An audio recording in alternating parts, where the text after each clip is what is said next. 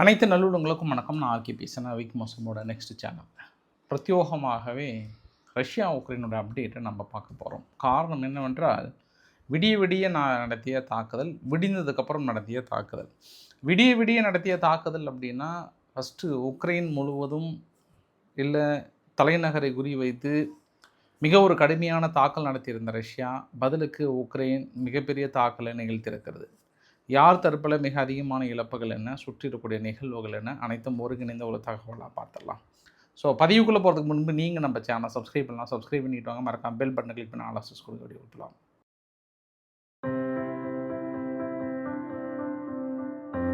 கேரளாவில் லீவான் திங்கக்கிழமை லீவ் விட்டுருக்காங்களாம். எதற்காக? Argentina Spain match. என்ன டைமு? அதிகாலை 12:30. அதனால் மாணவர்கள் அதிகாலை 12:30 முதல் 2 மணி வரை பார்த்து விட்டால் சற்று களைப்பாக இருப்பார்கள். அதனால் பள்ளிக்கூடங்களிலோ கல்லூரிகளிலோ வந்து உறங்கிவிடக்கூடாது. அந்த மாணவர்கள் ரொம்ப தெம்பாக இருக்க வேண்டும் என்பதற்காக இந்த ஒரு லீவை விட்டுருக்குறேன் அப்படின்னு சொல்லியிருக்கிறாங்க. ஒன்றும் சொல்கிறதுக்கு இல்லைங்க. அர்ஜென்டினா கூட லீவ் விட்டுருக்க மாட்டாங்க போல், ஸ்பெயின் கூட லீவ் விட்டுருக்க மாட்டாங்க போல். நம்ம கேரளாவில் லீவ் விட்டுருக்குறாங்களே, வேறு லெவல் தான். ஏற்கனவே கேரளா ஃபுல்லாகவே ஸ்பெயினோட ஃபேன்ஸ் அப்படின்னா இல்லை, அர்ஜென்டினாவோட ஃபேன்ஸ் தான் அதிகமாக இருக்காங்க. பார்க்கலாம். அதனால் உலகம் முழுவதும் அங்கங்கே ஒரே அந்த அது என்ன சொல்லுவாங்க நம்ம ஊரில், அந்த ஜோசியமா அந்த ப்ரிடிக்ஷன் லெவல்லாம் நிறைய பார்த்துட்ருப்பாங்கல்ல, அதெல்லாம் அவங்க ஜெயிப்பாங்க இவங்க ஜெயிப்பாங்கன்ற மாதிரி வந்து நிறைய விஷயங்கள் வந்துட்டு தான் இருக்குது. பார்க்கலாம்.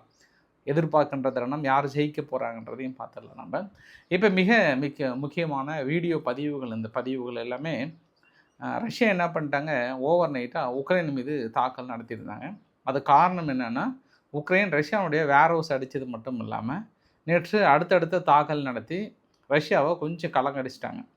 அதனால் ரஷ்யா என்ன பண்ணுறாங்க, பதில் தாக்கல் நடத்துகிறாங்க. இதில் ஒரு குறிப்பு ரொம்ப முக்கியம். நேற்று உக்ரைன் நடத்திய தாக்குதலில் ரஷ்யாவோட 8 பேர் உயிரிழந்ததாகவும் 6 பேர் வந்து ரொம்ப கிரிட்டிக்கல் கண்டிஷன், 40 பேர் வந்து லைட்டாக காயமடைந்திருக்கிறாங்க.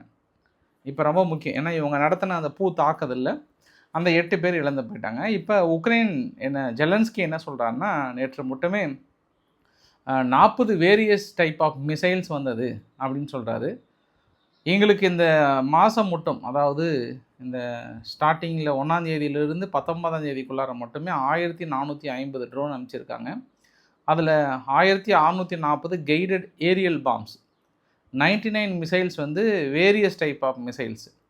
எங்களுடைய இலக்குகள் ஜாப்ரோசிஷா மீது அதிகமான தாக்குதல், சமி சர்னோயூ ரீஜியன், அப்புறம் டினிப்ரோ, டானக்ஸ், ஜைட்டோமிர், மைகோல்வியா, போல்டா, கார்கியூ, கெஷன், இன்னும் முக்கியமான நிலைகளில் தொடர்ந்து ஈவு இறக்கம் இல்லாமல் தாக்கல் நடத்தி கொண்டிருக்கிறார்கள். இந்த தீவிரவாத தாக்குதலை உடனடியாக முறிக்க வேண்டும், அடிக்க வேண்டும், ஒழிக்க வேண்டும்லாம் போட்டு தனது நட்பு நாடுகளுக்கு அழைப்படுத்திருக்காங்க. பொருளாதார தடைகளை உடனும் நம்ம பெரிய அளவுக்கு இம்ப்ளிமெண்ட் பண்ணுன்றாங்க. நேற்று இவங்க எந்த அளவுக்கான வேர் ஹவுஸ் மீது தாக்கல் நடத்தினாங்களோ அதே அளவுக்கான வேர் ஹவுஸ் பதிலுக்கு இவங்களும் தாக்கல் நடத்தியிருக்காங்க. பெரிய ஒரு வேர் ஹவுஸ் இருந்திருக்கு. அந்த வேர் ஹவுஸ் மீது ஒரு லாஜிஸ்டிக் ஹப்பு மாதிரி இருந்திருக்கு கியூவில். அதே மாதிரி ஹப் அடிச்சிருக்காங்க. அதுக்கான பதிவுகளும் புகைப்படங்களும் பெரிய அளவுக்கு கிடைத்திருக்கிறது. அதுவும் நிறைய மெட்ரோ ஸ்டேஷன் வந்து இருந்திருக்கு. லுக்கினோவ்சோ,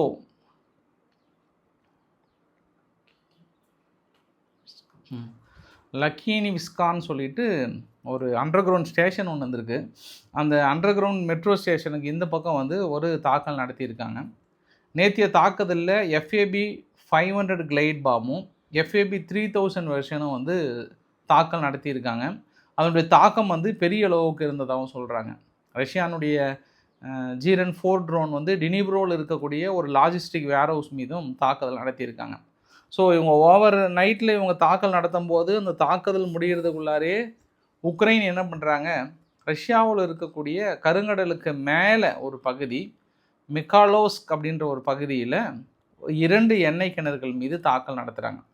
அங்கே பெரிய ஒரு எண்ணெய் கிணறு ஸ்டவரோபோல் அப்படின்ற ஒரு ரீஜியனில் இந்த ஒரு தாக்குதலை நிகழ்த்தியிருக்காங்க. பெரிய இழப்புகள் ஏற்படும்ன்றாங்க.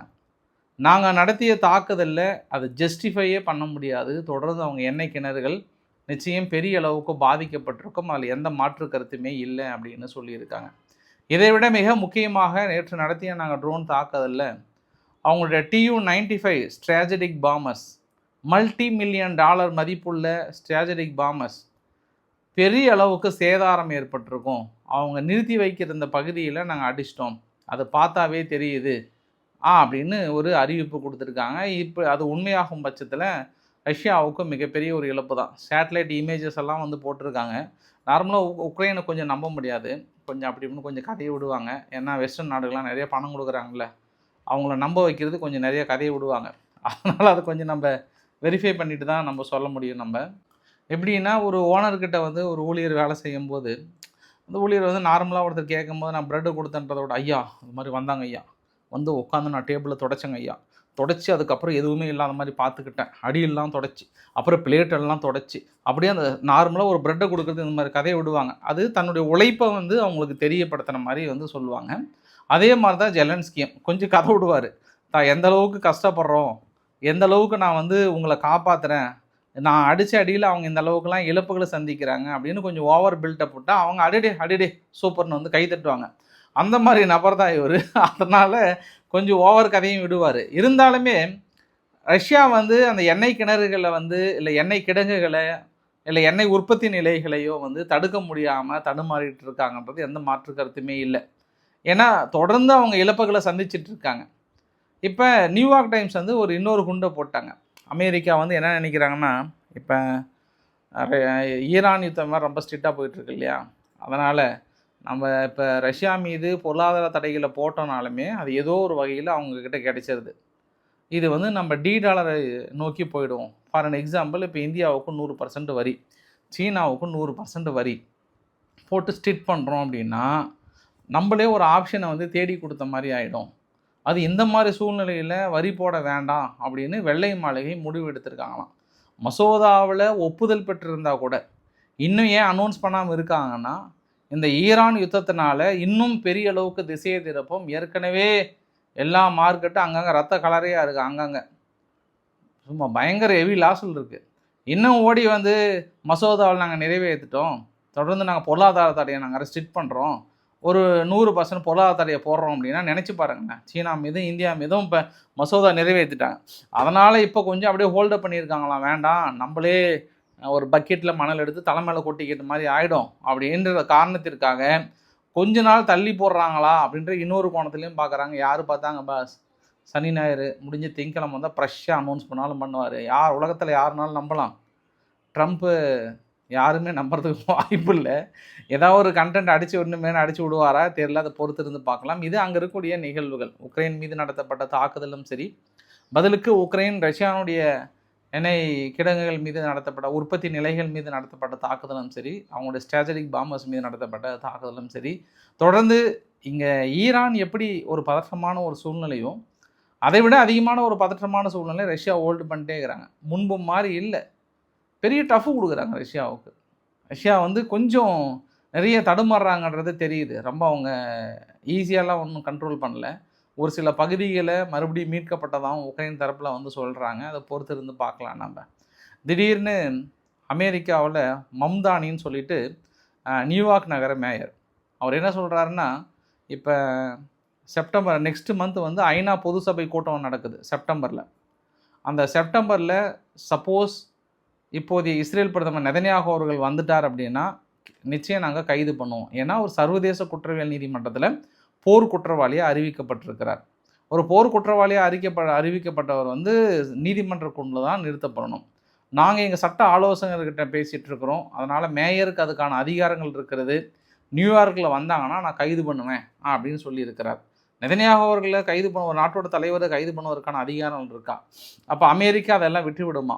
ஆனால் அவர் சொன்ன ஸ்டேட்மெண்ட்டுக்கு அப்புறம் வந்து மிகப்பெரிய ஒரு உற்று நோக்கி இருக்கிற தகவலாக இருக்குது. இதுக்கப்புறம் என்ன விதமான எதிர்ப்புகள் வருது, என்ன விதமான ரியாக்ஷன் இருக்குன்றது அந்த இடத்துல பார்க்கலாம். நம்ம வீடியோனுடைய இறுதி பதிவில் நேற்று ஜம்மு காஷ்மீரில் கடினமான மழை பொழிவு, மிகப்பெரிய ஒரு மழை பொழிவு, திடீரென்று கொட்டி தீர்த்த கனமழை, நிறைய தாழ்வான பகுதியில் வெள்ளம் சூழ்ந்திருக்கிறது. நிறைய பகுதியில் பாகிஸ்தான் வேறு எங்களுக்கு தண்ணி திறந்தவொல்லாம் நாங்கள் அணுகுண்டு வீசிடுவோம், அதை வீசிடுவோம் அப்படின்னு சொன்னாங்க இல்லையா.